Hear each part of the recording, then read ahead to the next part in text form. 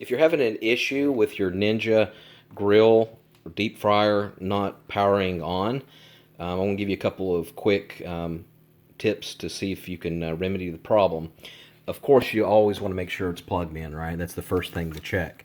But also want you to realize that sometimes these Ninjas will trip up the circuit on here.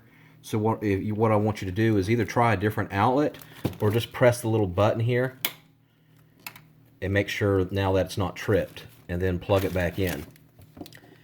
Second thing I want you to do is make sure that the basket is firmly in place, because there is a security measure is if your basket is not fully in place, that it will not power on. So just take it out and firmly put it back in.